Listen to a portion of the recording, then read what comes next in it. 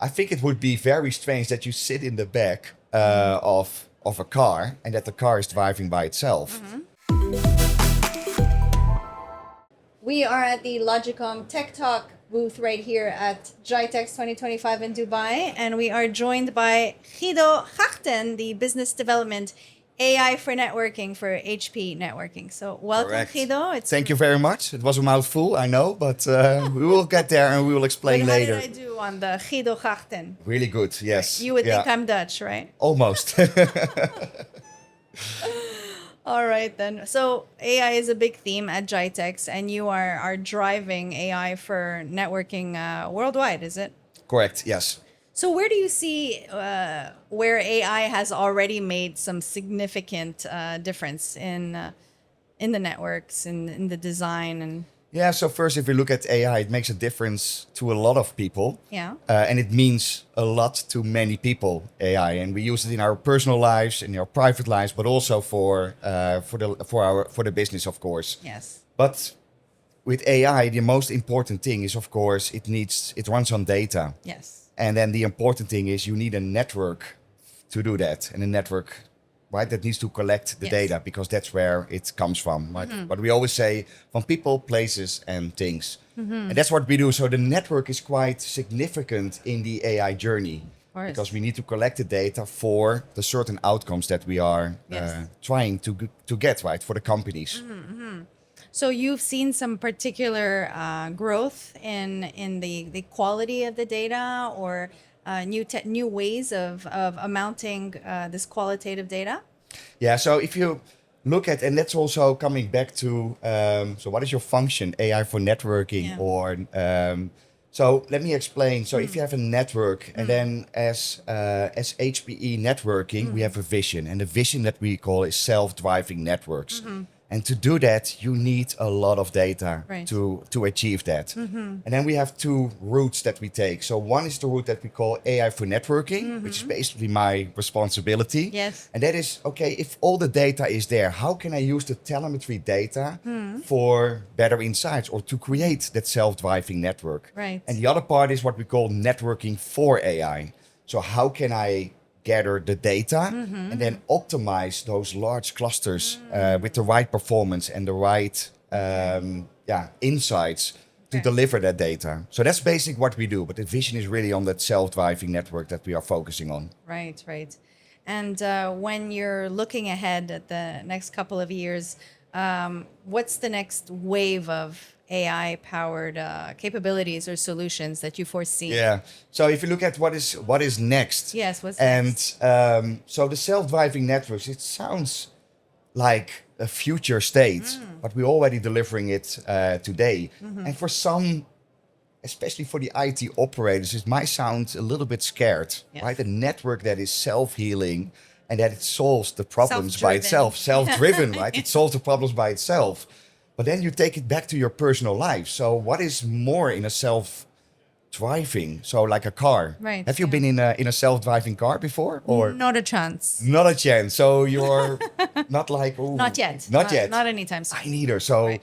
I think it would be very strange that you sit in the back of a car and that the car is driving by itself. But it is happening, Right. especially in the US. You have taxis that drives by themselves. But what also happens is that there are less accidents. So I think they have around 80 or 85% less accidents Wow. with those self-driving cars. Now, another question, did you been on a plane in your life? Of course, yes. Yeah. Yes. And did you know that when the side of, if a plane lands Yes. and there's no good visibility, the pilot is not touching it. So the plane is landing, it takes the landing by itself. And the pilot doesn't see. And the pilot doesn't touch it. So a self-driving car might be scared, but we're already doing it in a plane, and we trust our lives with it. So that's You should not have told me this. no, but you can trust it. But that's all about Right. trust. Yes, of course. And to build that trust, you need to have the right data sets. Yes. And it's not just about how big the amount of data is, but it's the variation of data. But also the experience, because we've been in the networking business for quite some time. So we course. know what data to look for, and we know how we can solve those issues and Right. those problems with a high accuracy. We just need, of course, the IT operator to trust us. and we Right. know that we are there doing. So, and then you, of course, coming back to your question, what is then the next step Right. in those self-driving networks? And that is a big help that we have is agentic AI. Yes. And I think you hear it all around GITEX about agentic AI or agents. All right, break And it down for us. Yeah, so what we do is in that area. So basically, is how do you collect the data and how you really create that self-driving networks. And agents are nothing else for us to reach that goal much faster. Okay. Because what we now do is we have agents with specific tasks. So Huh. we have an agent that's looking at the configuration. We have agents that looking at the access points Okay. or the switches, and they all gather data. But what we do is we have something called agentic mesh. So if we see an issue and a problem, instead of the operator searching for the problem by itself and try to gather all the data, it's flags. basically what we do is we have the agents that are working together. So Okay. that's why we call it agentic mesh. So multiple agents in an autonomous way, they Right. see an issue and a problem, they collect the right data, they find out, okay, what is the root cause of this problem? And then, of course, the self-driving comes into place. How do I solve it? And can I automate that? So the Okay. agentic AI is really the next big thing if you look Right. at networking. And we're already on that journey. Okay. And mesh because they talk to each other? They talk to each other Okay. because it's basically all the agents have different tasks by themselves, but they need to work together because they need to understand, okay, what is the configuration on Right. the access point or on the switch? Okay. And if there's a mismatch in the configuration, they can work together. Say, hey, I have this configuration, I have this configuration, but it's not working in the right way. So this is happening? Yes, this is happening as we speak. All right. Okay. Well, what's next? What opportunities do you foresee? And I want you to give us a message. What message do you have for your partners for 2026? Yeah, so if I look at our partners, so especially if you look at the world of AI, it's not getting easier. Okay. And what I mean by that, and like I said before, the network really becomes an important and a crucial part in that journey. And if I take a step back and I look at the broader vision of HPE, so there are three pillars. So I'm in a networking pillar.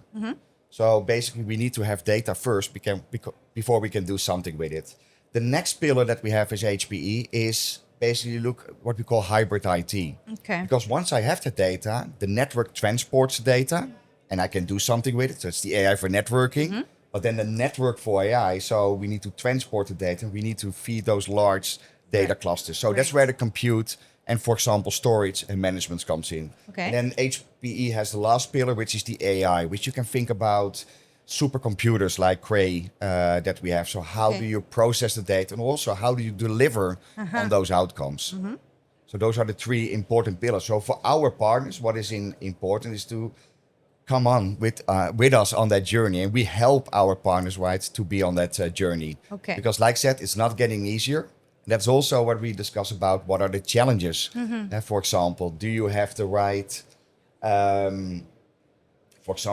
knowledge? Like you said, AI could be a little bit scary, but do you have the course. right knowledge to operate a network? Yes. Because more devices are connected and more applications, and it Right. gets more complex. And last but not least, don't forget the security part.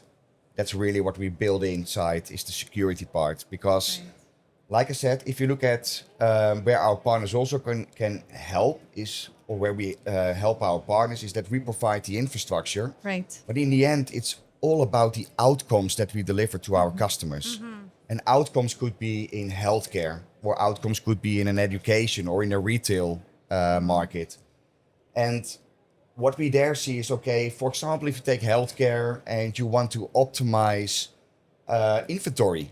So what we sometimes see is that a wheelchair is missing, or maybe some medicines are missing, or the doctor needs to do, or the nurse needs to take the right route, and then she can't find the equipment. So they go back to procurement department, say, hey, you need to buy something. What we can do, for example, is asset tracking, asset management. And those are specific techs that needs to be connected to the infrastructure. Okay.